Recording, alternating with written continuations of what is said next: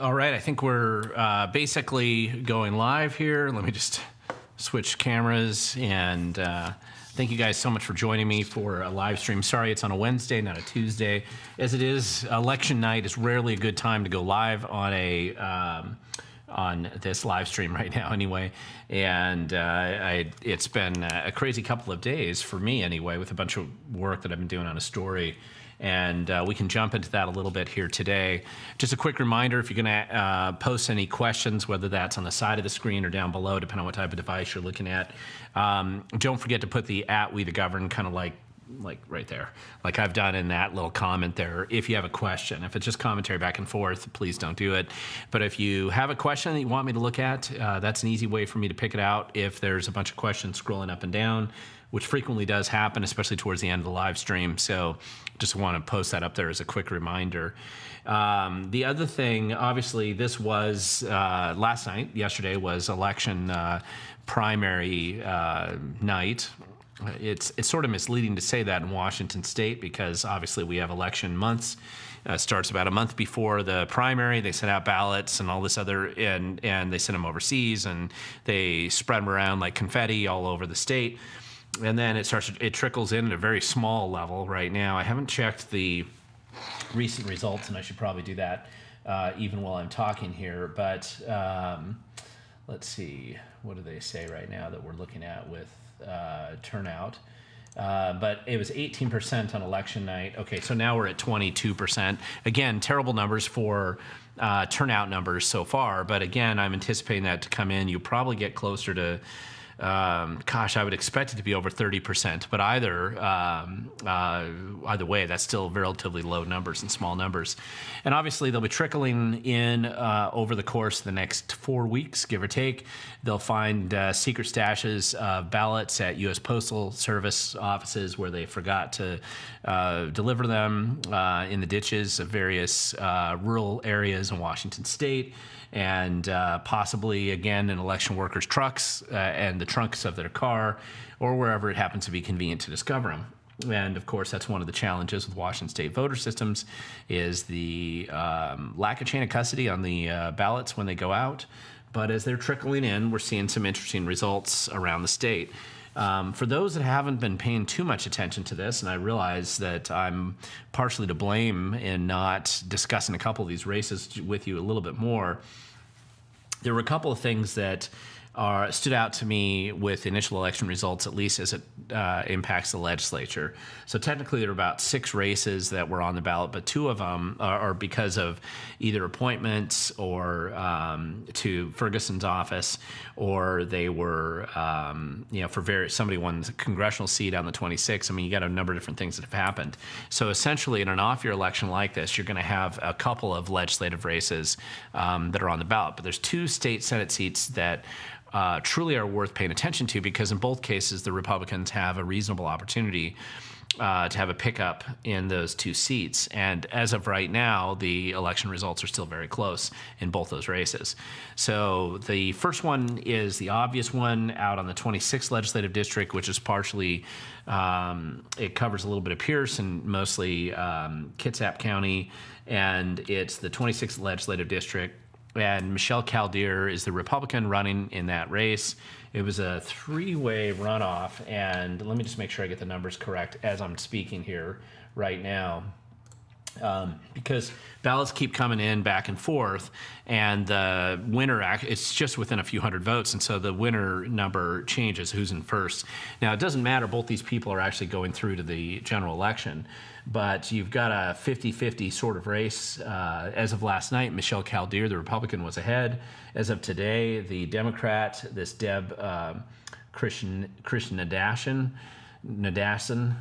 is slightly ahead, but just by a few votes. And so as these ballots keep going back and forth, again, it's mostly a clear indication that this is a toss-up race, even with pathetic turnout numbers, and they are neck and neck, essentially. And this would be a Republican pickup. If the Republicans got the Senate seat, then they would gain a seat, a pretty important seat, actually, in the state Senate, because it would allow them to essentially block some of the votes that would require a 60% majority. of the Democrats to be able to pass things. And this one vote actually does matter. This race matters in November. And whoever participated in this race in the primary, you're hopefully helping encourage the people to be more engaged in this particular race. So that race is number one. The other race that I didn't talk too much about, I think I talked about it earlier, but I need to do a video on some of these elections, and I just did not get to that before the primary this year. The other one is really the 5th legislative district, which is kind of that Issaquah-Enumclaw area. And again, that's a fairly close race. It's not the same neck-and-neck race that the 26th ledge district is. And the 5th district is a tough one because the Democrats feel like they own that, and they since 2012.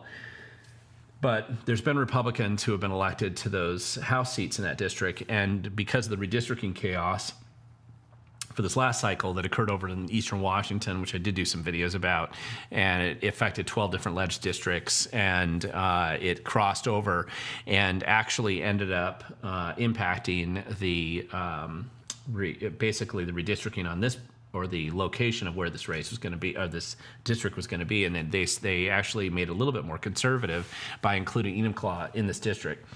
And there's a couple thousand votes difference right now, at least between the two. But Chad Mogendas and Victoria Hunt are running. Chad has been elected in this district in the past for the House seat, and he's got a reasonably good chance of prevailing in this race in the Senate seat if the Republicans get out of their own way and actually run a pretty unified and solid campaign. The election numbers that I'm seeing here, this 52 to 47% in a primary so far. Obviously, we'll see what the other ballots that trickle in and get discovered along the way over the next few weeks indicate. But those are the two races that are really worth watching from just an impact on the legislature next cycle. If the Republicans pick up one or two of those seats, this is an impact, and it does have some change to the legislative session next year. And it also sends a bit of a message to the crazy camp, at least on the Democrat side, if the Republicans, despite their own self-destructive ways, if they're able to actually get both of these people across the finish line. There were some other races that, or other things that, when I initially were looking at election results this morning a little bit more, that I found interesting. There was a lot of them are not, a lot of races at the local level, they're only going to show up on this August primary if there's 3 or more people running for office. If there's 2, they don't have a primary. Now, the 2 races I just spoke about for the state Senate, there is a primary there because in state law they have to have a primary, but it's essentially a beauty contest that they're both moving on to the general. It's just determining where people are at. And remember, Washington State is a top 2 primary system, which means first 2 across the finish line, essentially the ones that move on regardless of the party affiliation that they have. So we don't have partisan primaries in our state, at least not since the jungle primary system kind of going back to 2002. So we have a very open jungle primary system, which means whoever the heck wants to jump in. It produces interesting results, which brings me to the other race that I thought was worth looking at.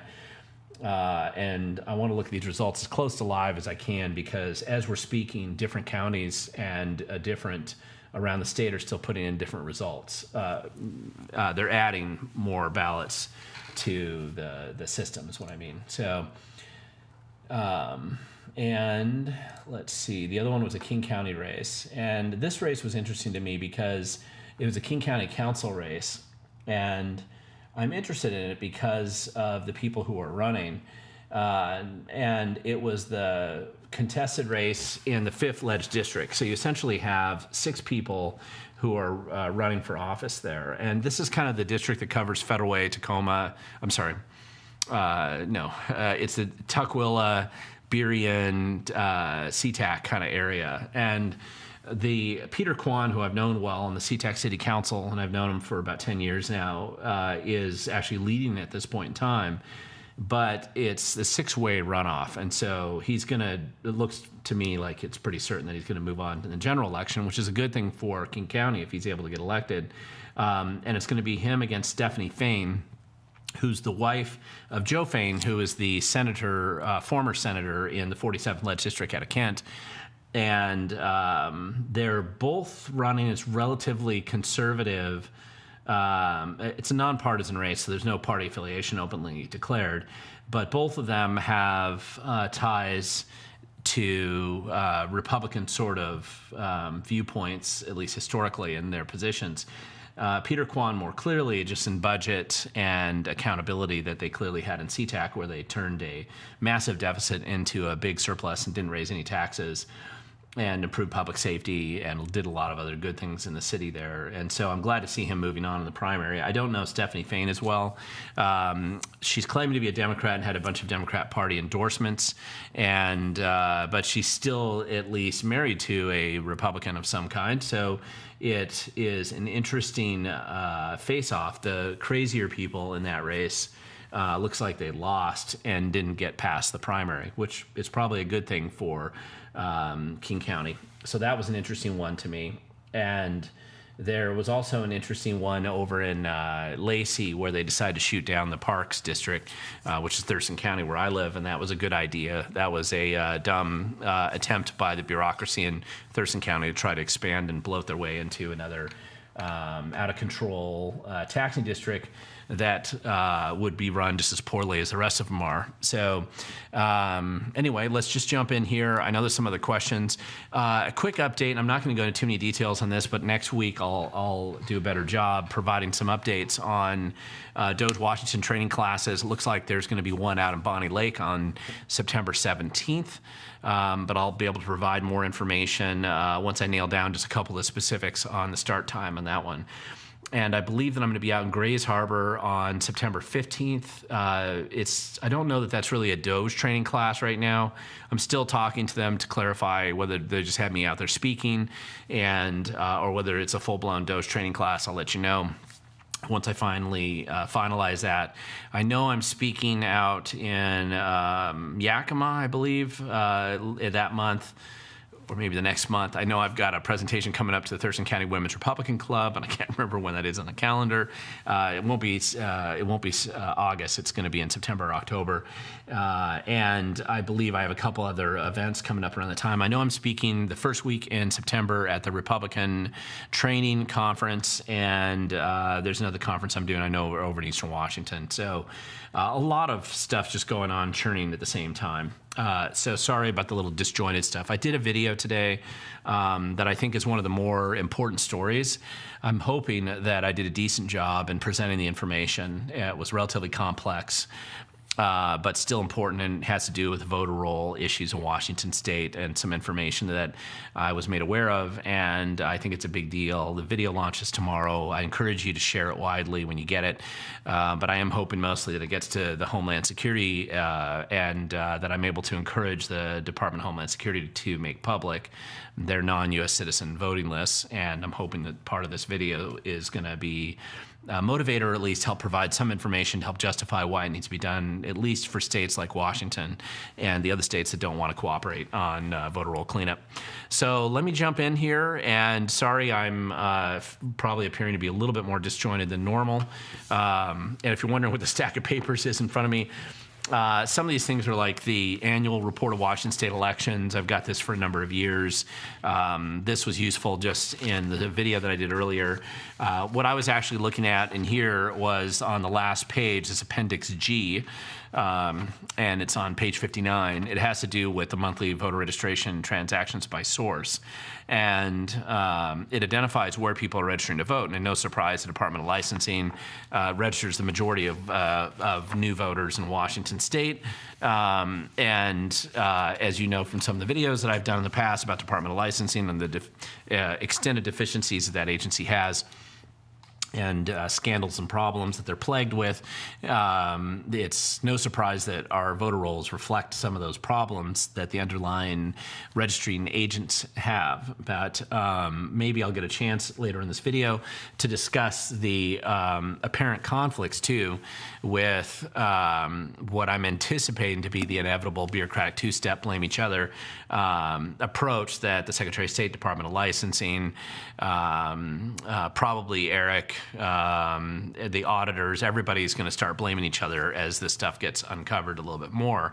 But I admit, and I go into some detail in the video about the sympathy that I have with the auditors in general in the state because of things the state legislature has done to restrict their ability to actually manage their own voter rolls, despite the fact that at least under the state constitution and the way that state law has been set up, they're still identified as a primary registrar. And if you look at the SAVE Act, H.R. 22 right here that passed Congress in the House, anyway, it's in front of the Senate right now, but it attaches clear legal liability to anybody in an elections department that registers a non-U.S. citizen to vote.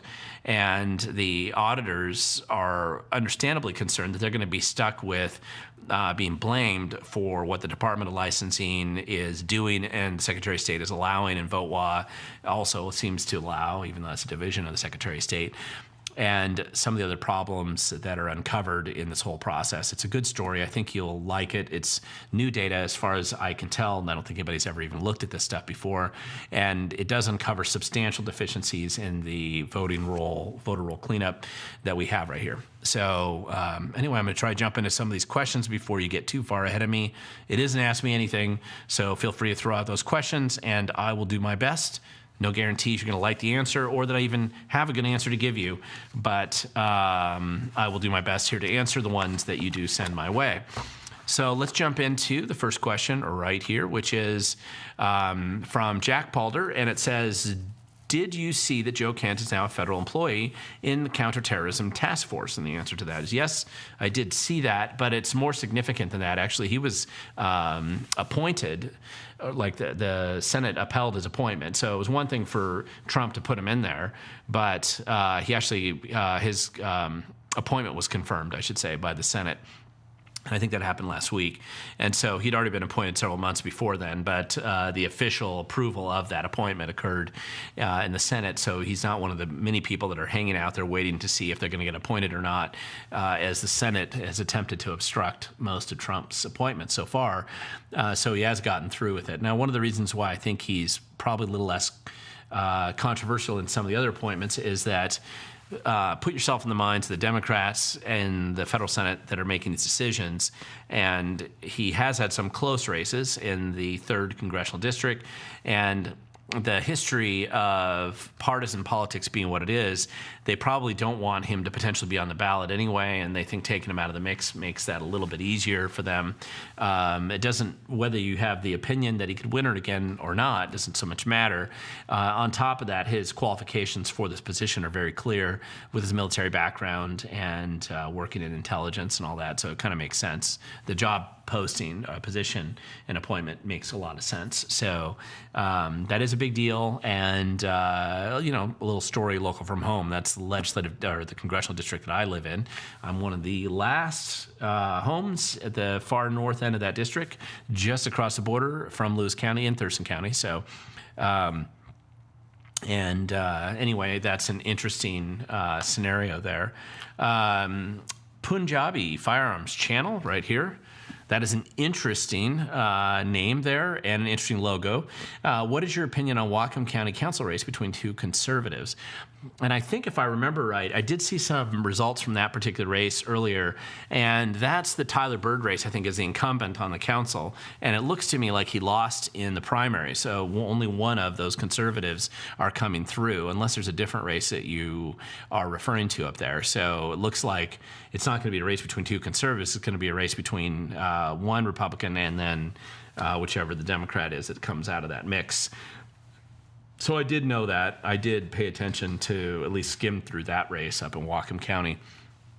I'm going to have to look through a lot of these other races. There are a number of races I had been tracking around the state, and I kind of lost touch with them a little bit as I was working on this other story. So I'll try to go back and expose the, just to see where the stories are going. Next one, by the way, Punjabi Firearms Channel. You got to give me a little bit more information about that. Jason Fisher, question: what's your thoughts on Multnomah County Council member free kindergarten for all resigning? or residing, I'm assuming. And there are only 4 students actually getting the classes. And where did the money go? That is a good question. I don't know anything about it. Multnomah is going to be over in Oregon, so you'll have to send me a little bit more information about it. It's funny, just in the last couple days, I've been inundated with some crazy stories, mostly from Washington State, about some genuine fraud, or what appears to be some significant fraud cases, or certainly a gross misuse of funding, public funding. It's not that there's ever any shortage of stories like that. It's just suddenly, sometimes I get inundated by people who are doing a really good job documenting it. I have one out of Cowlitz County. If you're watching, you know who you are. You're the one that sent me some really good stuff today. I had another one that also, a couple that have come to me recently, a couple from Eastern Washington. Again, I have to spend some time trying to vet and tell, and I don't have the time right now to tell the stories, all the stories that I want to tell. It's one of the reasons why I am moving, however glacial a pace it appears that I am, to get to the point where I have a little bit more control over my ability to get into a studio to do videos like this and others, where I can be a little bit more responsive and have more control over the studio and be able to produce a lot more content. So I am trying to work on that. That is something I'm working towards. It is something I believe that needs to be done, and I think that I can improve substantially the content production that I'm doing here and the value, hopefully, that I'm providing to you if I can do that. So I am working very hard to just to keep grinding away on that and doing a better job. Let's see. Next question here. Michael Case. Your question is, this rule about the State House being able to delete records after 30 days, will this affect the public digging into state reps? And will this type of rule spread to other departments? Yeah, Michael, I heard about this, and I didn't get a chance to dig into all the details as to what it applies to. But records retention rule changes are the backdoor way to closing the door on public records requests, of course. One of the things they can't do is, if there's already a records request for those records, they can't close the door on the documents if they haven't provided them within 30 days. So what this is going to inspire people to do is simply file large record requests on the state legislature for everything and archiving them constantly rather than going back and more targeted look at it. So I need to look at it and look at what's actually going on there. So I haven't dug into this particular aspect. I heard stories about it. We've talked about this over the years, especially records retention laws. And if they've done this, this would probably open them up to a pretty reasonable litigation over basically attempting to avoid the Public Records Act. So we will see. And it's certainly worth looking at. And it's a classic case. Remember, it wasn't that many years ago that the state legislature wasn't even subject to the Public Records Act. This was a big push. Is actually an attorney that was my attorney in the past as well.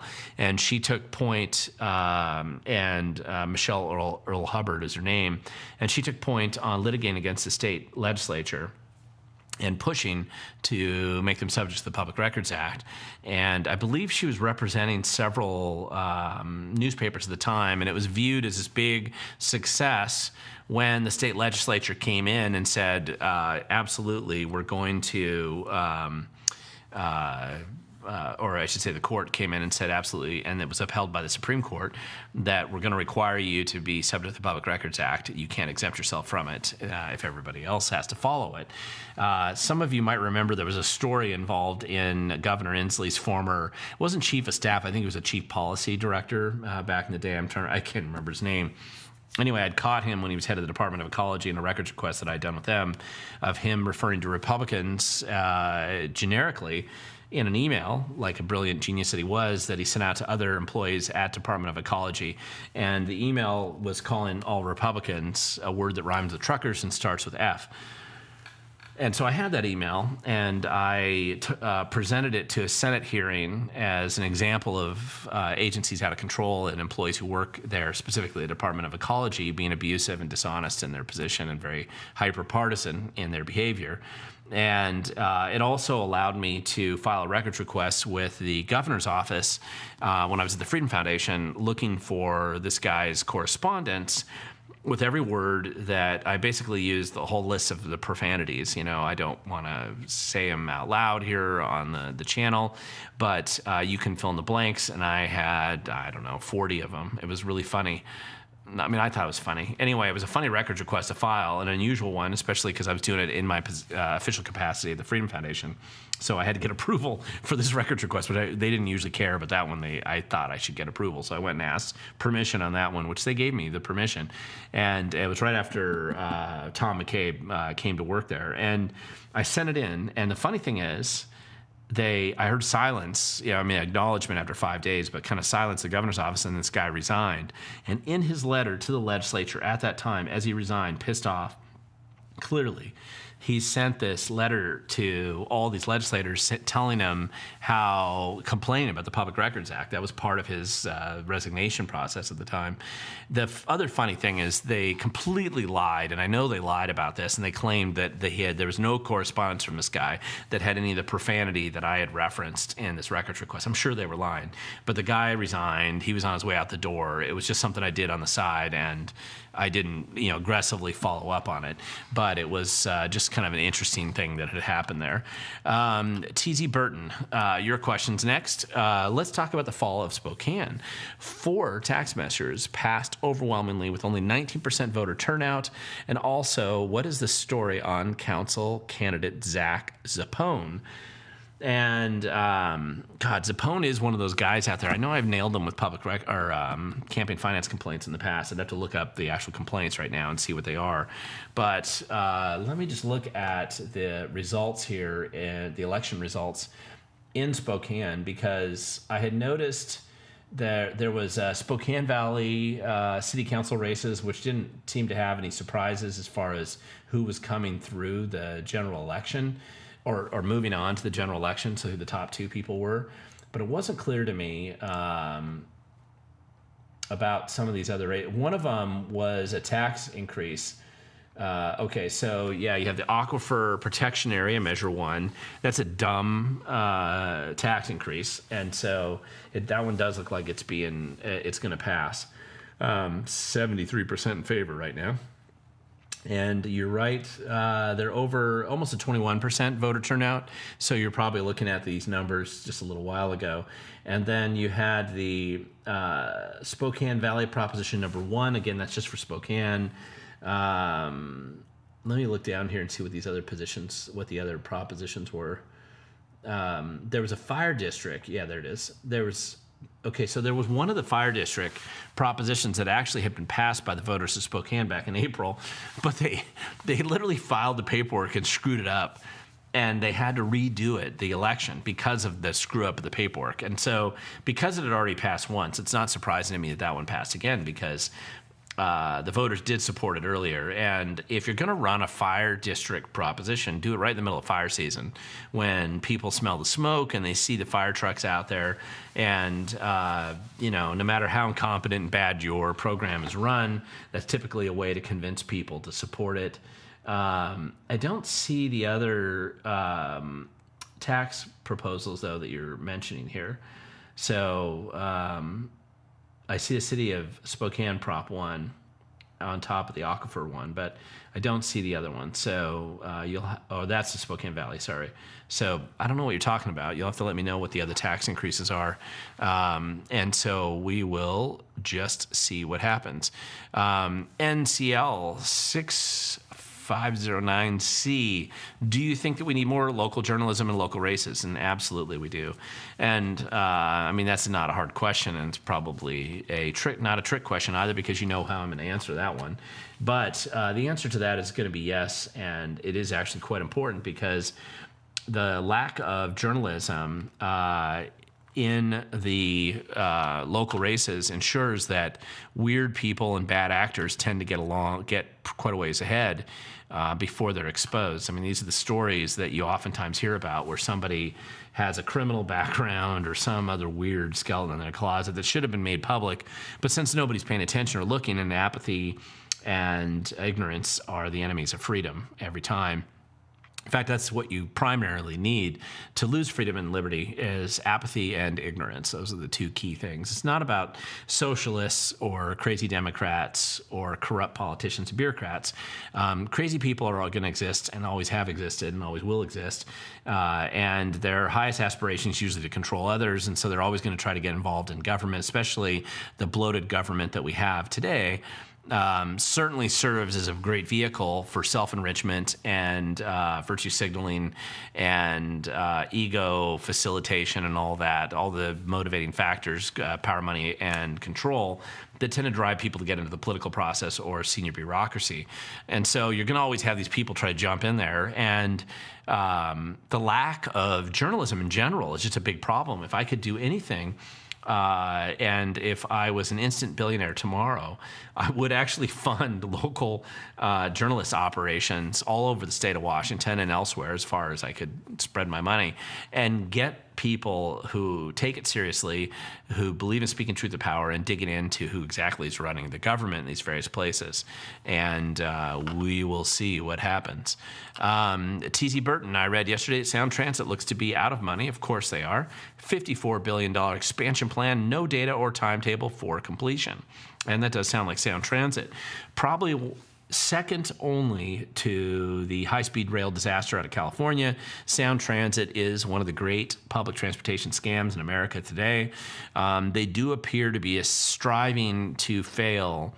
Certainly they're the most epic failure of financial loss in Washington state for lowest value, biggest overpromise, and biggest underdeliver of any entity in Washington state. And squats at Sound Transit that's not tolerated and encouraged. And sometimes I think they try to have a competition there to see who can get away with doing the stupidest things or being the most dishonest when they present their proposals. I don't know anybody that believes anything that they're saying anymore, but they seem to keep having the money because everybody likes an 18th century technology solution for 21st century challenges. And I don't think the choo-choo is going to be the solution, no matter how much money they spend on it, and whether they paint it in gold, and it's still just primarily becoming a transportation vehicle for drug addicts and homeless people in the Seattle area and criminals. And because of the lack of safety in a lot of the Sound Transit situations, it doesn't have a high transportation participation. You're seeing 1% at the most use this system, and when will the plug be pulled? I don't know, but the feds are not going to fund this garbage. I don't think they will. And when they pull the plug, that's when either sane people step in and shut it down, or it just kind of blunders into quietly, failing in the sidelines. Jason Fisher, question, what's going on in Vancouver with all these burned out RVs and abandoned houses? It almost feels like Detroit. Is it all caused by the homeless? Most of it is, or the drug addicts. And drug addiction and homelessness tend to go hand in hand. Obviously, not absolutely every single person out there that's homeless is a drug addict, but most of them are, or they got substance abuse or mental health issues for the most part. Part of the reason here, and I have talked about this before, and I know it's kind of a weird subject to think about, but I was technically homeless for 6 months. But it was homeless by choice, and this was back in the 90s, and I was out of college, and I was actually super focused on paying off my debt. I didn't want to have this hanging over my head, and I was a single guy working crazy hours at a manufacturing company up in Bellingham. It was Allsop, up off the Guide Meridian, if you're familiar with it. It's no longer located there, but they had this building, and one of the cool things about working there was, and when I first moved up there, I had a place to stay, and I was remodeling a cabin for somebody to get it ready so he could rent it. And I finished up the work, and I wasn't having to pay rent. And I lived with a guy for a while, and then I was remodeling his cabin. So I finished the work that I was doing there. It wasn't anything special or fancy, but I was kind of cleaning it up from the previous tenant, and I wasn't having to pay rent, and so it was kind of a good deal for me. But eventually, he was going to rent it out. And so I didn't really have a place to go to after that. And for me, I was traveling a lot for work, and I was also on the weekends, I was running a lot of races, or I was going hiking in the mountains, or whitewater kayaking, or whatever I was doing at the time. I know I was doing a lot of activities like that. So pretty much every weekend I was gone anyway. So it's not like I was really staying at this place much. And I realized that if I just put all my stuff in storage and had a storage unit, I could save money on rent. And back then, storage units were a lot cheaper than they are now. And I had a shower at work, and I had a room like with a stove and like microwave and full kitchen facility there at the Allsop. And so I could actually make my food there at night. I had access to, because I worked late hours, so I had access to the alarm code. And I didn't really need a place to stay, so I just stayed in the back of my truck, which the canopy. And again, I'm a single guy in my 20s. And so for 6 months, I was essentially homeless. What really changed that is that, and I loved it, I was paying off my debt pretty quickly, saving money, and traveling around a lot anyway. And but what finally changed it was that the owners of the company found out I was homeless, and they wanted to offer to let me stay. They were good folk, right? And so they're trying to offer to let me stay in their RV on their property. And I felt like that was, they're having pity on me at the time. And I told them, I said, you can't do that. I can't take advantage of that because I'm doing this willfully and with clear eyes as to what I'm doing it. And you're paying me fine for the job that I'm doing. And I'm learning a lot. I enjoy the work. And I can't take advantage of you that way. And so eventually I decided, okay, everybody was getting uncomfortable about the fact that I was this homeless guy working at the office, and I'd get up at like 4 a.m, get a shower, I'd be working. I was running a lot too. I was putting in 70 miles a week running and stuff. So anyway, I just got a cheap $200 room place right off a Western campus there for a while. The point is, that's a very different level of homelessness and why you're homeless than somebody who's shooting up meth on the side of the street and lives in a garbage pile and is trying to, do the trank hangover or the fentanyl squeeze out on the sidewalk. It's just very different. So anyway, we'll see what happens. But mostly what you're seeing with those burned out situations are the homeless. And I think as a lot of this stuff gets flushed through the system, especially not a lot of the drug addicts, as we hopefully get away from this housing first, harm reduction, dishonest Orwellian terms used for a way to convince drug addicts to stay addicted and to never have a solution to their problems.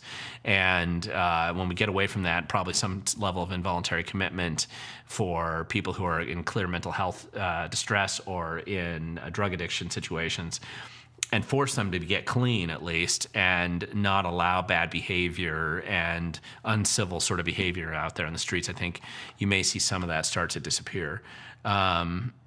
Let's see. Charlene Wilson, this is a live chat for We the Governed, meaning who? You? ?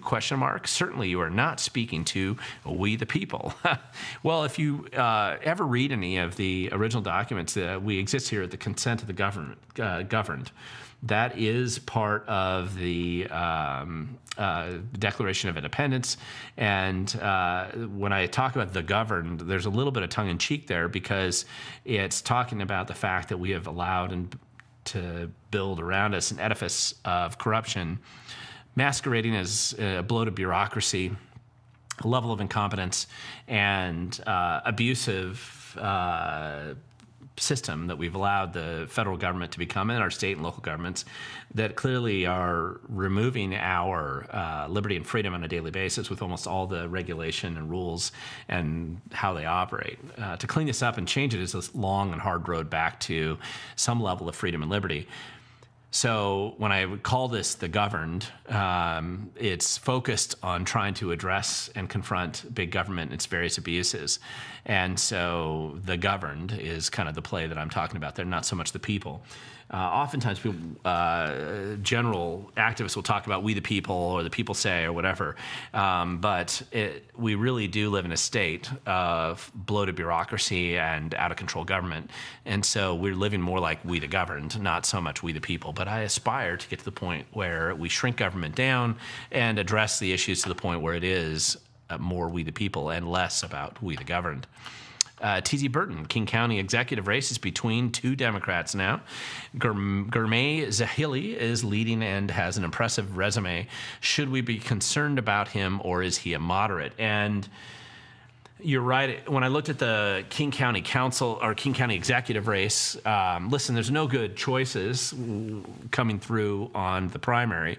There's just simply going to be a question of whether you get the worst or the least bad option of the two. I think Gourmet is actually a little bit better than the gal that the Balducci, I think is who's the other person. I feel like I need to go back and look at that again so I'm pronouncing the names right.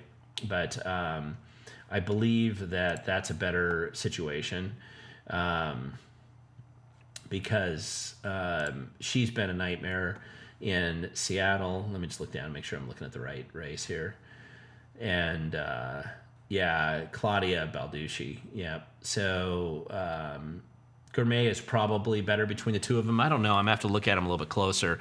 The weird thing about this particular King County executive race was the John Wilson, who was the King County auditor there, who was got into like some weird scandals, and he'd come out trying to position himself as a little bit more of a moderate in some way. And obviously he had to drop out, but he still took 9% of the vote because his name was still on the ballot despite the fact that he dropped out, which is one of the reasons why you can't, once you're past filing week in May and the Monday that you can drop out, once you've gone past that, it really doesn't matter what you do. You can't be removed from the ballot. And unless you can communicate, everybody gets your ballots. And if you've done a good job with your voter guide and laid things out, you're still going to, by momentum, get a lot of votes. And I'm curious to see where those votes would go because Gourmet is 41% of the vote right now. Claudia has 30%, but is it possible? Yeah, probably not, though. Even if his 10% were added to Derek, anybody in there, it wouldn't have made any difference. So those are the two. You got them coming on the ballot. I don't know that either one of them's great, but remember, they're replacing Dow Constantine, the corrupt one himself, who's now going to be running the greatest level of corruption and grift in the state of Washington, which is Sound Transit. So we'll have to see. Steve Leach, any info on Trump's appointments of federal judges? As it applies to Washington State, I don't have any. As it applies generally, if you've been paying attention, there's a big battle going on back in D.C., obviously in the Senate, where they're forcing some of these, the recalcitrant sort of, the Democrats that don't want to appoint anybody that Trump's approved, and they're forcing them to stay there. They can't take their, their recess, their vacation or whatever that they like to do in the summer for a ridiculous amount of time. And so I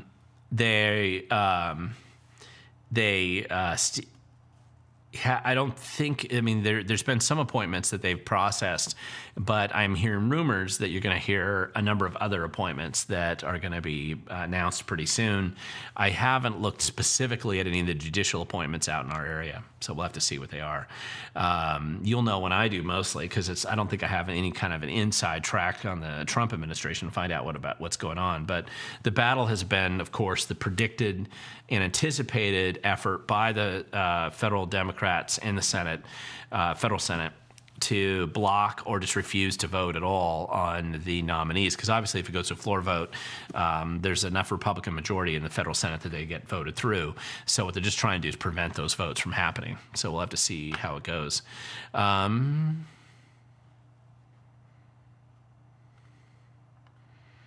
Charlene Wilson, I think you're responding to what I was mentioning up there earlier, that we are who governs the governed. I certainly hope all have here realize this.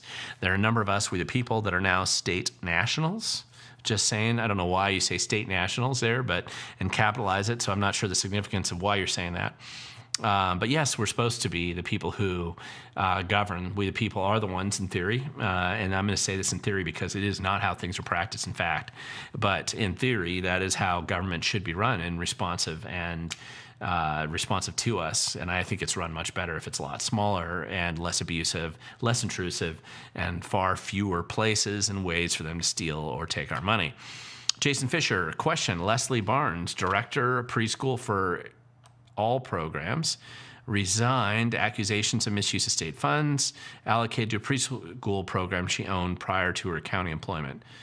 I'm going to have to dig into this more, Jason, so make sure you send me a little bit of information. I think you have my email. It's Glen at We the Governed, Glen with one end at We the Governed. Please make sure you send that .com. but please make sure you send that to me. I do want to get a little bit more information about that one. That one sounds interesting. I've been getting, there's been a lot of Doge people that have been spun up, obviously, trained up, hopefully, and feeling comfortable in their teams start launching. And I'm starting to get a lot of feedback from this. I haven't been able to go through all the stories and that have come up in the last couple weeks, especially, but I am anticipating catching up on some of that and starting to either help people if they're partway down that road, or make it more public on the stories that they've exposed. And this does sound like one of those situations. So I'm eager and interested in digging into it. So please send me something on my email if you can. Go Cat Go. Did the Epstein-Maxwell matter? And Trump's remark asking if we were still concerned about that influence the apathy. I don't know if you're asking me, but I certainly didn't like the tone-deaf sort of response on the Epstein issue. To be fair, it wasn't the driving issue that out there for me, but I want everything to be public, and I'm very happy to see right now people are releasing the photos. They're deposing everybody. That the Epstein crew has been around. I can't think that this is bad. I think this is good. And I'm glad that people push back on Trump trying to push this off on the side. I mean, the Epstein issue is a big deal, and people don't like these corrupt crews that run around in government. It's the same thing that frustrates almost anybody that gets involved in this process. And you see the homeless industrial complex in Washington State. You see the insider dealing with lobbyists and contracts in Olympia or King County or Seattle. And of course, it's frustrating and obnoxious. And it's got to be orders of magnitude more significant in D.C. I mean, as much as Washington State's the center of the universe for me and my family, clearly we're viewed as a backwater in America. If you talk to people who live in D.C., Washington State is just this little outlier state 3,000 miles away. Relatively small state, kind of mid-size population-wise, a good place to go and fundraise, but and the funny thing is both parties kind of view it that way, but not the place that really matters. It's not considered a battleground state, so it doesn't get that kind of attention. It's considered a wealthy state and certainly a beautiful state to visit. Obviously, our natural resources are basically substantially more significant than most other states, in my opinion. I'm very biased about that, but we'll just have to see. So we'll have to get to know to see what actually happens here. I think the more the stuff that gets public out there and the deeper dive, there's no stone that should be left unturned in this investigation on the Epstein files. I will caution people and point out the fact that you obviously had what may be close to 1,000 victims, underage victims, of the Epstein-Maxwell grooming operation. And unless they're willing to go public, I think that there is some good arguments on why those, mostly women, should not have their names dragged through the mud.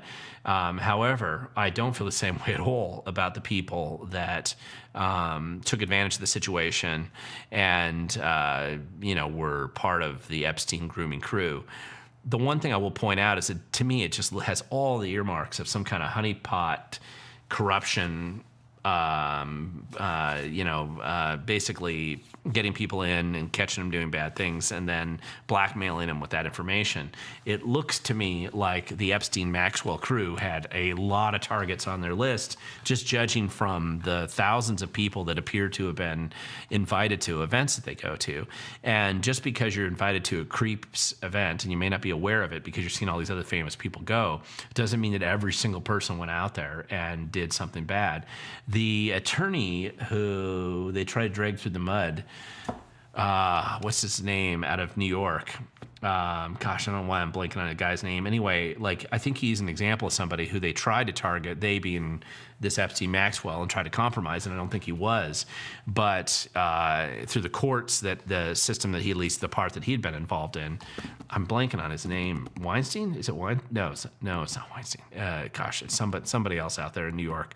Anyway, it does show me there's probably a bunch of people who would be quote unquote affiliated with this guy because he showed up at some party or photobombed somebody, and it doesn't mean that they were involved. And so I could see that there's probably a list of, for lack of a better term, innocent people, but there's probably a bunch of people who are less innocent than that. And his place was weird, and those cameras everywhere. I mean, you cannot tell me there wasn't something nefarious going on there. And obviously there was, and no, I don't believe he killed himself. Gregorius Greg, We the Governed, I'm assuming you just misspelled it. That's why it didn't pop up as orange. What can you tell me about Kyle Christensen up in Whatcom County running for the County Council District 3? It seems he won his primary over the incumbent. Do you know him? I know I've met him, and I'm going to get to know him a little bit better before the general election, so I'm going to make a point of going up to Whatcom County and getting to know him better. I did see that they had 2 Republicans running, and I believe Kyle was the one that was actually endorsed by the Republicans in that case, unless I'm just totally missing my names here. So I do plan on being up in Whatcom, and I will report on what I find out when I go meet him and compare notes about the person who he's running against. Charlene Wilson, the Washington State Constitution says we the governed, not we the people. Kind of shocking, right? That is why this channel is called We the Governed, about Washington State issues and more.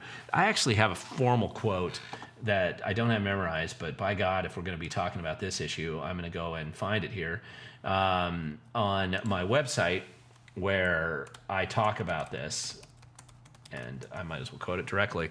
And I don't like going online as much while I'm doing the live stream because I don't like to be distracted, but I will do it anyway and pull up one of these quotes. At the end of most of my articles that I do on the website, I have this quote, and it says, "Our Constitution begins with the phrase, we the people. It was the founders' intent that government be created by the people to serve the people. It wasn't their intention for the people to serve the government. It was always intended that government which failed to serve the people should be altered and abolished until it returns to the founders' intent. Until then, we remain, we the governed." And so that was the reference that I originally started 10 years ago. That's, I think, when I wrote that up on my website. So that is a comment that I have there. But the state constitution does say we the governed, not we the people. So it's kind of shocking. Anyway, we the governed, that's you and we need to change things and fix the problems that we see out there. And they're endless, but it's still worth doing. T.T. Burton, with Bob Ferguson's low popularity, can the Republicans take advantage of this, and do they have any plans brewing? Democrats are always advancing their candidates. Yes, they are, and I know that Ferguson is almost certainly going to be challenged by a Democrat in the primary. And I think that Republicans have an opportunity to run. They could win a governor's race in Washington State under the right circumstances. It was 21 years ago when Dina Rossi came super close. It was 2012 when it was less than 50,000 vote difference between, now I'm blanking on his name, our former Republican Attorney General at the time, and Rob McKenna and Inslee in that race. That was actually relatively close. And so there is an opportunity under the right circumstances. It also seems that Bob Ferguson's low popularity would contribute to that. You didn't see Inslee with that low of a popularity rating, which is interesting, nor did you see Gregoire, who actually tended to moderate herself once she got into the governor's office somewhat. Governor Locke before her was much more moderate, and you have to go back to Governor Lowry, which is the lowest polling results that we've ever had until Ferguson came along. So can they take advantage of it? The answer is potentially yes. Here's who will not win any governor race ever. If you are coming into this and your first foray into politics is to run for governor, you're a clown and you're not serious about it. You have to become known to a large percentage of the population. There's no way you can run for office for especially that level of position without having some level of name recognition in advance. You have to do other things to become known. It's just impossible to come out of the woodwork, throw your name on a ballot, write a decent ballot statement, and be able to give a speech.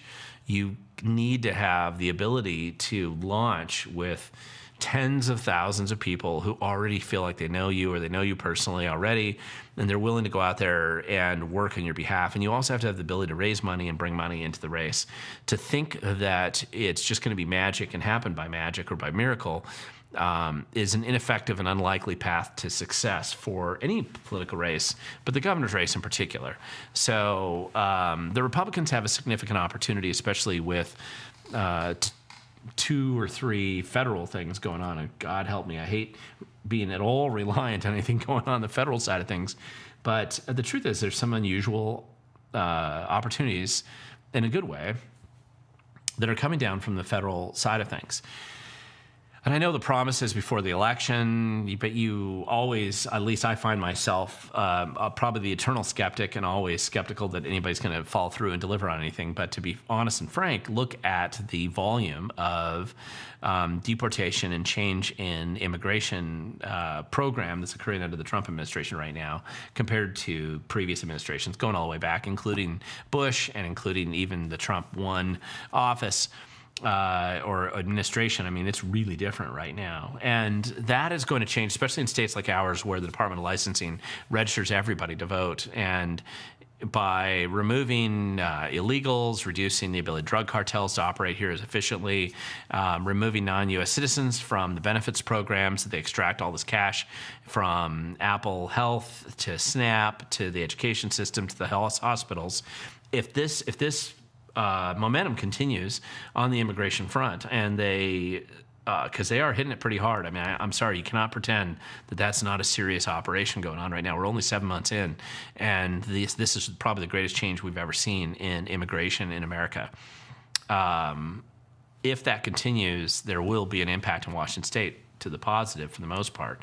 The second level that's sort of related to that is the voter roll cleanup effort that the feds do actually seem to be taking seriously.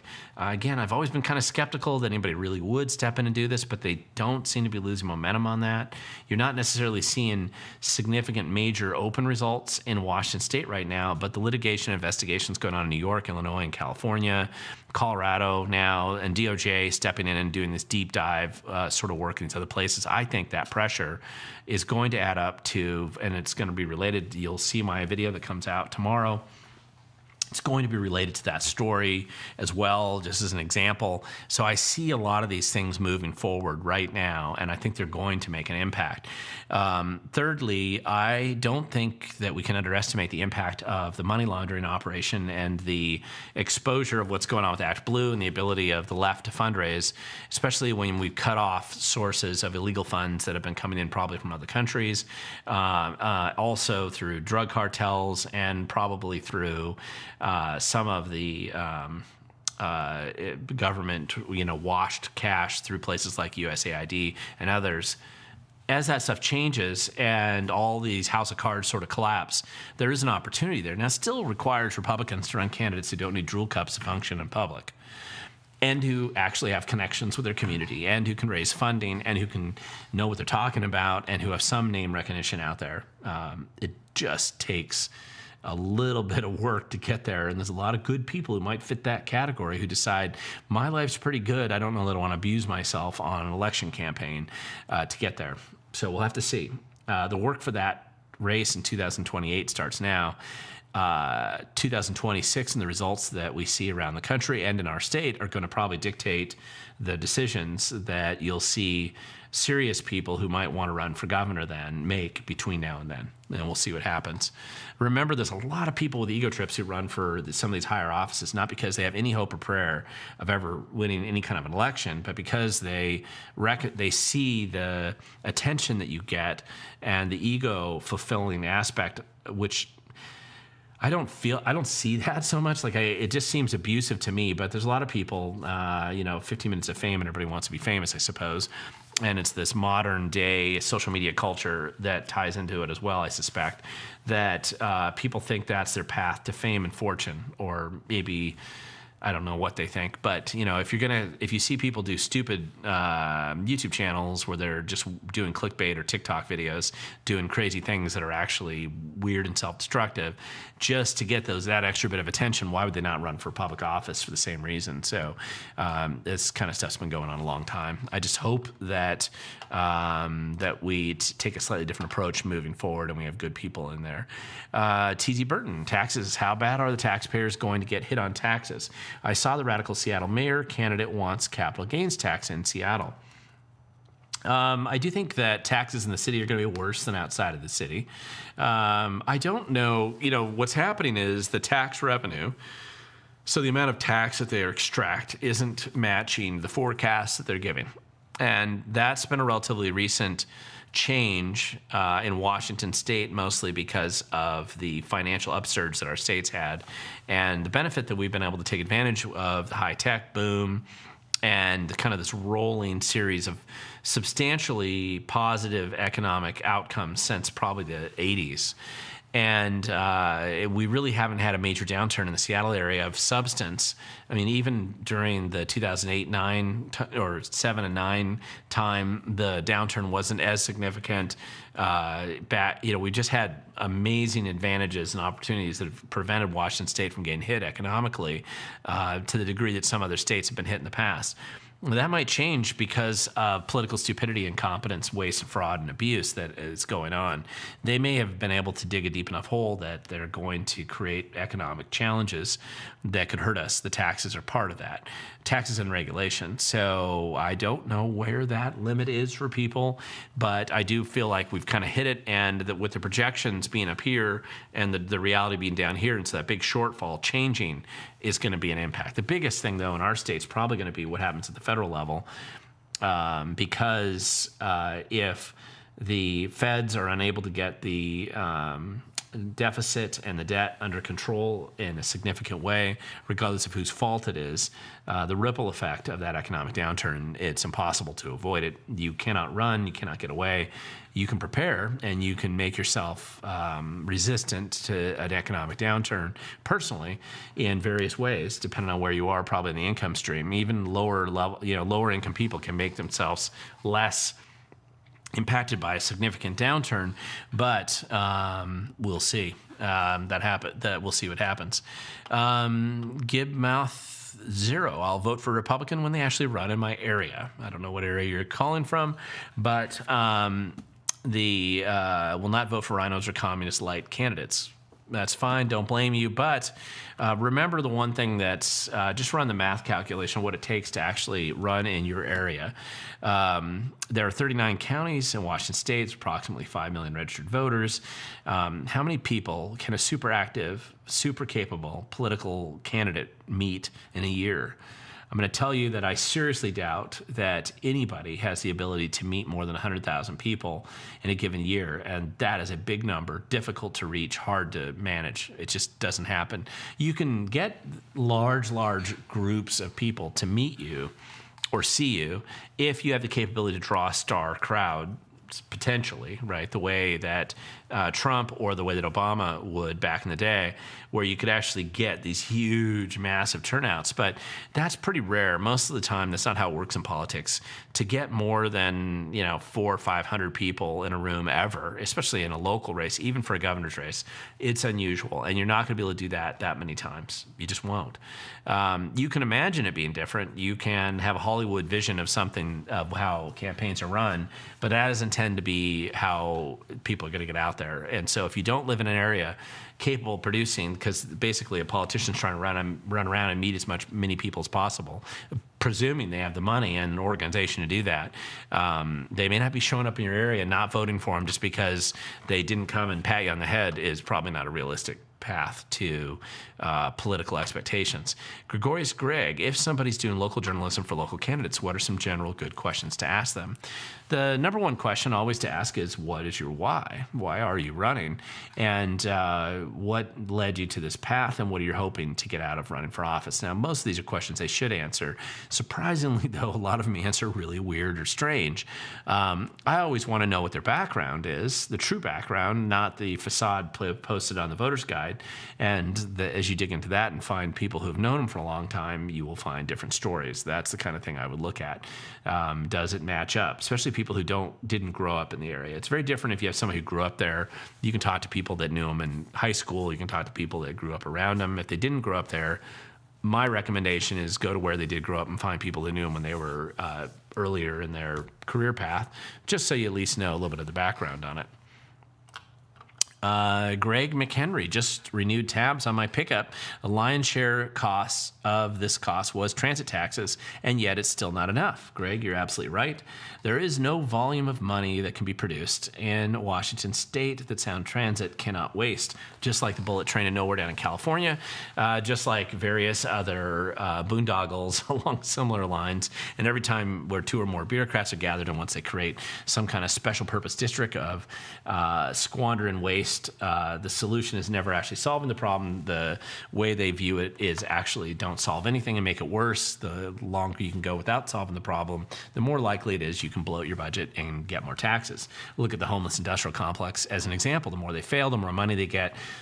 Success in this sense of reducing how many people are homeless or taking people off the streets or getting them changing their addiction pathways so they're no longer addicted. None of those are considered successes. I mean, they'd be considered successes to you and I, but they're not going to be considered successes to the bureaucrats because they run the risk of actually running out of grant money or future grant funding. If they do stuff like that, you can't succeed, and because you might lose your money. Failure is their primary goal, and keeping the momentum going moving forward. Sound Transit is a little similar. It's just a bigger boondoggle with a lot more money and a little bit cleaner sort of operation in the sense that big chunks of money coming in, almost no oversight, and everything gets late, everything's done poorly, everything's done wrong, and they just get rewarded for failure endlessly. And so slow walking the projects are part of the game. If you were in that area, it probably means you're in Pierce or King County. Maybe parts of Snohomish, I think, are subject to the RTA tax too. Where I live in South Thurston County, I don't pay it, so I don't see it on. I don't even really hear about it down here. But the people who do pay it up there, there's a lot of people that are refusing to pay their car tabs now as a protest against the Supreme Court turning down the $30 car tabs back in the day, and they're figuring that even if they did get a ticket, there's, what did they say? There were hundreds of. There were thousands and large numbers of people, I think $500,000 short on this, something like that, of people that basically refuse to pay car tabs at all. They're just not renewing their car tabs. I suspect as a protest, that's particularly significant in the King County, Pierce and Snohomish County area and the RTA tax. Somebody I talked to, he said his wife and he kind of ran the math, and they realized that to renew the car tabs and to save themselves the cost of the ticket, if you're comparing it just a cost to cost, they would have to get 19 tickets for not having car tabs in a given year for it to be more costly than not paying the car tabs. They hadn't paid car tabs in 4 years, and they hadn't gotten a single ticket yet, so they felt pretty good about that. Jason Fisher, what's fueling Sideshow Bob's low popularity, and will this help usher in an even further to the left governor like Bhagwan, Sawant, or Smack Daddy Dow Constantine? I actually think Kshama Sawant would have a tough time winning governor. I really do. Dow Constantine would be in better shape if it wasn't for his scandal-plagued background. The only reason Dow's not running for governor is because he was confronted by these scandals a couple years ago. If you remember, in 2000 and was it 20? 2020. Let's see. Inslee ran for president, and it blew up in 2020, if I remember right. That was it. Yeah. So that, and he had said he wasn't going to run for governor, and so then he came out of the woodwork and he decided, okay, I'm going to run for governor now. And he did the equivalent of a political hostage video, where you saw Bob Ferguson and you saw Dow Constantine up on the stage saying that they would step down to let Inslee run again. Well, you have to understand the political dynamics behind that kind of thing. There's no way that was a friendly or nice conversation to get to that point. Nothing they said up there was honest or true. It was just that Inslee, to whatever degree, had something over both of them. And same with, what's her name, the gal that lost the race running for Congress, who was a former public lands commissioner out there. And so she didn't show up there. Her ego, I think, was too big to allow her to do that. But she definitely also wasn't gonna. She had to step down too. So there was something. I couldn't believe they got her to step down. But Dow, I think, had so many skeletons in his closet and Ferguson knew them and knows of them, especially working in the Attorney General's office, that I think that Dow saw a different path that he could go without getting the abusive political campaign exposure for his own corruption. And his things had more to do with abuse of his power, using the police officers as his escort service, taking them, abusing the position, having them drive them everywhere, and various questionable activities he was involved in on that. And so when he worked out this very shady, very corrupt appointment to be head of the Sound Transit, it also comes with a particularly high bonus of getting $450,000 in income on a monthly basis that can go up to $650,000, much lower stress environment than you would ever have in the governor's office. It's not as powerful, but you get to have a substantial budget, you get paid a lot more, and you have a lot more free time in your hands in the sense that you can spend that money on something. And it's probably not a bad corrupt retirement for a corrupt politician.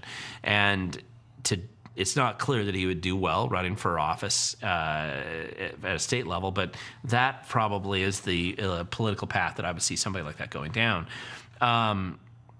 The Kshama Sawant, I could see her running for governor for the attention, but it seems even within the Democrat Party, I don't think people realize how many enemies she's made. Taking out Adam Smith, if she's able to do that at a congressional level, it also lets her get back to D.C. and play in the big leagues and pretend like she's an important person.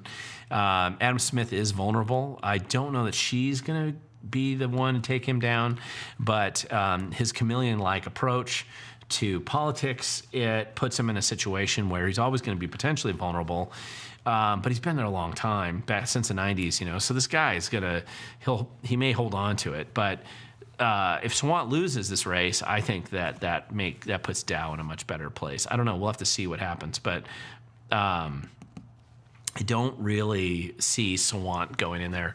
If Ferguson is going down, he's going to be attacked from the left for sure, but one of the things that has made him weak on the left side of things is him trying to speak out of both sides of his mouth, pretending like he cared about budget shortfalls, and which they hate. And so the very fact that he even discussed that and probably infuriates them, because to an average leftist, there's no such thing as a budget that's too big.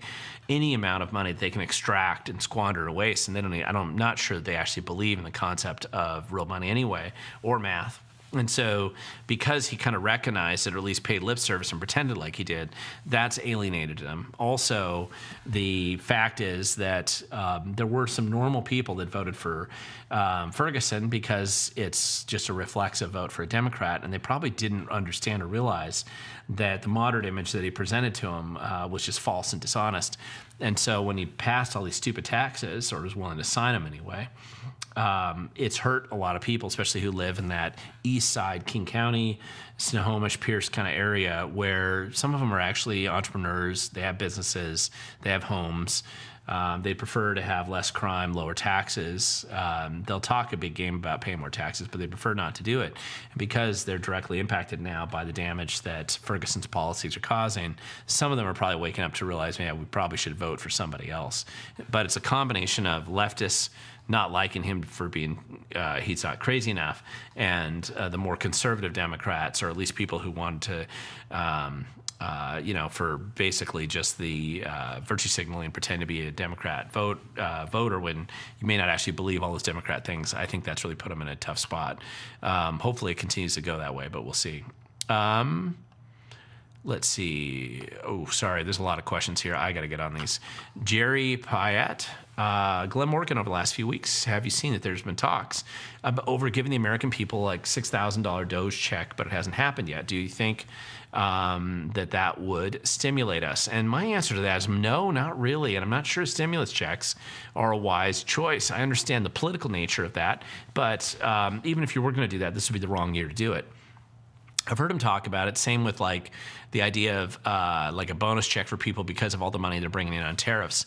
I don't like this idea just in the contrast of, shrink how much money you're squandering.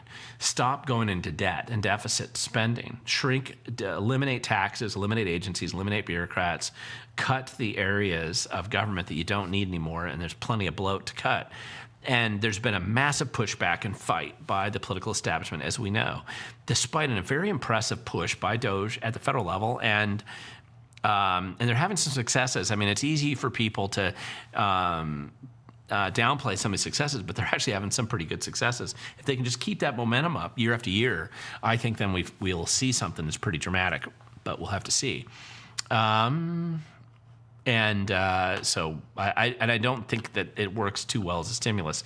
It does work pretty well if they're printing money, which is essentially what you're doing if you go into debt to send this out, big mistake. If they go below and they're actually paying down the debt and eliminating stuff, then I think you essentially achieve the same thing by just reducing the taxes. We the governed, you spelled it wrong, that's why I didn't pull up. Who would be the best Republican to defeat Ferguson in Washington State? Well, right now, there's not a lot of good candidates on the horizon for governor, necessarily, mainly due to name recognition and the ability to fundraise. I know people talk about Brian Haywood to doing it as the guy who's behind Let's Go Washington. He probably would fit one of the better, he'd probably be one of the more likely and believable candidates to do that, but he would decide that he wants to do it. And that's a brutal path to go down when you're a successful, capable business guy making impacts like he is all around the state with the things he's funding to improve and fix what's broken in Washington. So we'll see what happens. Outside of that, I'm not too familiar. I can't think of anybody else that pops the top of mind right now. But we're also a number of years away. We'll see what happens over the next couple of years. I am a little more focused, frankly, on the two Senate seats, state Senate seats that are up for election in Washington State this cycle. Some of the city council and county commission sort of races that are, county council races, I should say, that are up, and a lot of school board races. Those things are more immediate to me this November. And then, of course, the next year, being the legislative session, rolling right into the elections in 2026. I think that's going to be, part of what it would be. I don't want to get rid of income taxes and the debt. Yeah, but shrink the size of government so that your debt and your deficit go down. I just think it's pretty important. Jason, question, has there been any updates on the downtown Vancouver mini house? Sleepy J toured them a while back. Not that I've seen, but you should find out because there are some people, I think, paying attention to that. Let's see. Going down, guys, I'm trying to hit questions because people are posting up a lot of comments, which is great, but I'm trying to get to the questions. Cucumber Road for Spokane, it looks like the SBA with Brad Barnett and Gavin Cooley are helping with their weekly emailed newsletter. 5 a.m. group walks downtown to see the drug and crime problem. That is great. Good for that. More people looking at this stuff is very important. Somebody just mentioned this, audit everybody. Totally agree. Keep auditing everybody. There's a lot of stuff going on. Shaded Muse, does Glenn watch Glenn Beck Wednesday special? He has a good one tonight. No, I haven't recently, and so tell me about it, what I'm missing, and fill me in on anything I should know about. Jason Fisher, question, are high-speed trains like in California outdated model? Is commuter planes the way to go instead? Well, I don't know if I'd compare trains to planes, but the high-speed train project was a failure from conception to now. It was never a realistic option. I mean, it was just a way to extract cash, and just a massive amount of cash. I mean, everything about it was a lie. The geographic challenges they had to overcome, even under any circumstances when you were looking at it originally, clearly were not possible under even close to the budget, even that was faked out in the beginning. And the head fake thing to convince the voters to sign on to this with lies and then simply bait and switch them with a train that doesn't go to the destinations they originally promised, mostly goes nowhere, and it could never come close to doing anything like what they promised with the budget they had. I mean, to this day, there's no mile of track that's been laid, and they have spent billions and billions and billions of dollars in the easiest part of the path to get through. There's no tunnels. There were a number of tunnels they were going to have to put in, mainly because of the nature of what a high-speed train would be and how much elevation that you can change over time and how much turning you can do with the track. And it's just failure. It's just so ridiculous. Let's see, blackmail. I think you're referring, Greg McHenry, you're talking about the Epstein thing, and I think he was a blackmail operation. But just because somebody takes a picture doesn't mean they're involved, and this is true. I mean, listen, I do a lot of public events. People have come up and asked to have their photo taken with me. I don't background check everybody that does it. So it's very possible that I can get a photo taken with me in a public setting with somebody who I don't know that well, and they could turn out to be a weirdo and a creep later on. To my knowledge, I haven't had that happen, but it could. And you also have situations where I had a presentation once to a bunch of Democrats. They were pissed at my campaign finance complaints I was filing against most of the groups, and so they brought me out to speak to a group of Democrats. It really was. A lot of people that hated me in that room. And afterwards, some of them, it's kind of ironic and funny, right? They just wanted to get photos with me. So I took photos with them. Listen, they're not my friends. Politically, they hate me. But it was funny to get photos with them.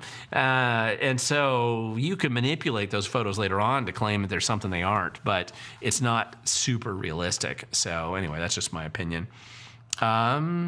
Glenn learned something new. Terry Renee, you used to work at the African Freedom Foundation. Yes, I did. I worked there from 2011 to into 2015. So, and I knew Bob Williams, big fan of Bob Williams. I know he's passed away, but he was an inspiration to me in a lot of ways.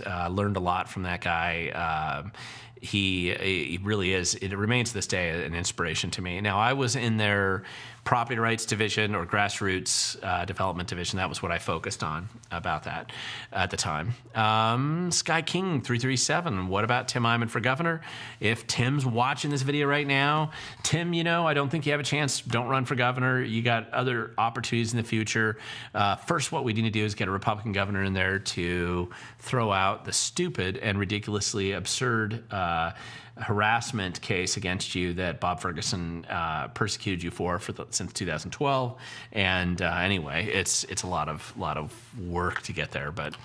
Michael Case, A.G. Bondi did call out Seattle and Washington State on her hit list due to the sanctuary status. And does this mean that we're going to have a couple of federal prosecutors finally? I am hearing rumors that our federal prosecutors may be appointed. I'm not 100% sure who they will be yet. I've heard plenty of rumors about it, and I will not repeat those right now because I can't tell who's telling the truth, and I'm not getting the same story from everybody. So we'll see. But I am hearing that somebody will be appointed, both the Spokane and the Seattle office. Probably it won't be the most aggressive people that I'd like to see in those positions. But again, they're working under the Trump administration. My guess is they will be willing to do what they're told to do. And I do definitely plan on having a meeting with one or both of them when they get in. So hopefully we'll see. Let's see. I'm trying to find questions here, guys, we're kind of getting to the end here. Here we go. Eric Vasquez, why do you think state Senate races are often more competitive than House races? Like in 2022, Michelle won her race, 56% of the vote, but Emily Randall won with 51%, same district. Eric, that is probably less to do with the fact that it's a Senate seat, right? It's 49 legislative districts in Washington State. Each legislative district has 2 House seats and 1 Senate seat. And the Senate races oftentimes are better funded, but they're longer terms, right? So you only have half of the Senate seats up at any given time. The House seats are up every cycle. So you have 98 House seats that are theoretically up every cycle. I know they aren't always contested, but they essentially are. And then half of those 49 districts are up the Senate seat every 4, basically every 2 years, essentially you're getting a chunk of them coming up, right? So they, in theory, have more power because there's fewer people voting in the Senate for an office. There's some other things. So what happens is I think in this case, you're looking at the difference because of the difference probably between Michelle and Emily. For whatever reason, there's 5% of the people who voted in the 26th Ledge District who voted for, who split votes, right? They vote for the Republican in one seat and the Democrat in the other seat. And why? Is a small percentage of the population. Elections are frequently decided by that small group. And however you've run your campaign, however you've reached out to people, however they know you in that district, and in a legislative district, it is very possible for the state senator or state legislator to get to know a good percentage of the population. So a decent number of people could know them, especially if they're running effective campaigns and they're good at just public outreach. So that's why you're going to see that difference. Those people can be different. I mean, I'm glad you actually noticed that, because a lot of people don't seem to pay attention to that.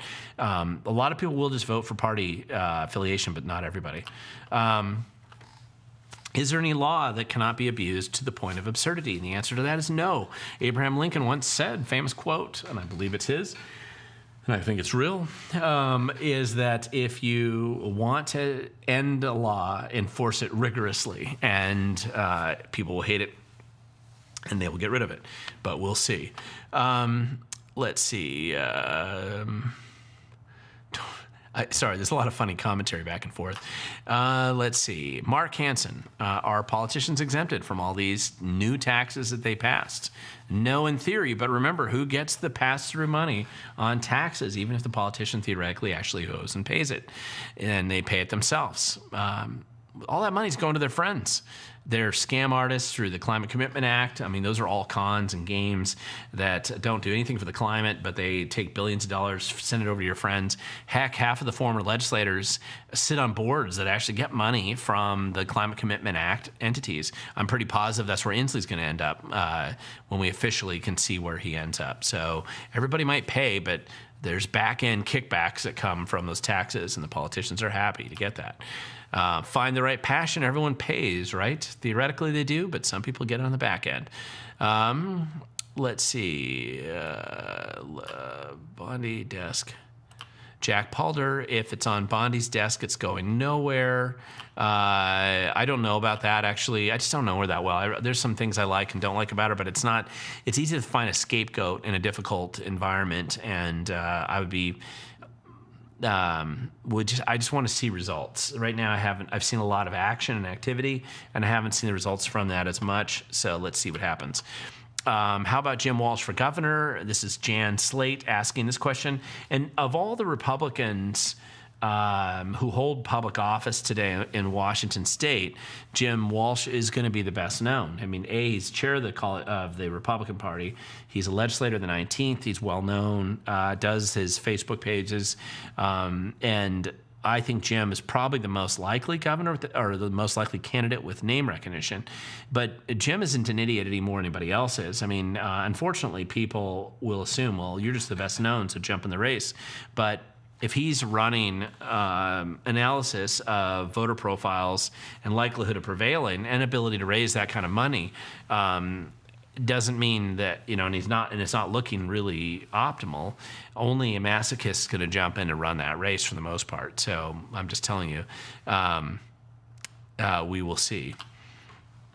The poor people, or the people, sorry, who are supposed to take care of us have done a very poor job. Well, no doubt about that, but that's where we'll see how it goes. Nathan, just a real quick thing on, you're probably my last comment, not a question, but I'll just bring it up here. You said turnout was so bad for primaries. It was. But the true turnout at the end of the day, because of Washington State's screwed up election system that lasts for months, you mail it out 4 weeks before the election. They trickle in for another 4 weeks. Who knows what the final results are going to be? It won't be 18% like it looked like on election night. Last night, it's already up to 22%, it looks like. So my guess is when we're all said and done, it'll be over 30%. Maybe 33%, still low, no doubt. Apathy and ignorance are the enemies of freedom and liberty. You see that in these election results. So with that, guys, I'm going to be closing this up about an hour and a half into this live stream. I'm sorry. Hopefully I didn't bore anybody too much with my random responses to your questions. Try to do the best job I could. I do encourage you to look at my video tomorrow. I put some energy and time into it and collected some information. I think it's quite significant, and it should be quite impactful. I am eager to see what Homeland Security does with the video once I get it out there, and I'm looking for people to share it far and wide. I think it's important, and you'll understand when I put the video out. And I'm hoping I did a good enough job. I worry sometimes I talk too fast and I get too much into the weeds, and you can critique me all you want and tell me what I did wrong. If I need to go out and do a better job, I'll do the video a second time if I have to. But I think the issue matters and it's important enough. So anyway, I do hope that I will be able to update you next week on, and I believe I'm on a regular schedule for next week. So I think I'm back on the Tuesday schedule. But so I'm planning on that right now. So my live stream next week shouldn't be Wednesday, it should be Tuesday, back to normal. I am hoping to be able to update you as well on the Doge training classes in September and some of the other events that I'll be speaking at. Hopefully that's going to be useful and impactful for those of you who want to go there. And I know a lot of people, I like to meet people in person. If you see me out there at the store, the gas station, just like a lot of people have approached me in the last few months, feel free to come up and say hi. I always like to hear from people, even if I look like I'm in my farm scruffies and I'm dirty because I've been out mowing the fields or doing something. Please come up and say hi. I always appreciate it.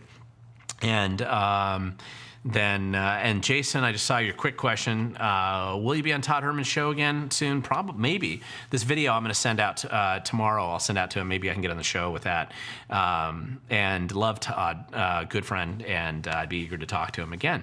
So with that, I'm going to finally close this out, guys. Just remember, we're in the middle of that summer doldrums. A lot of times people are starting to think about going back to school again. Fire season in Washington State, at least in Western Washington, probably just got a little bit shorter with the rain that we just had today, and hopefully we will see where that goes, and we will see. Let me know what you think about the video tomorrow. I'm hoping that it's going to be impactful. We'll talk to you later, guys. Thank you so much for watching tonight, and I will see you next time.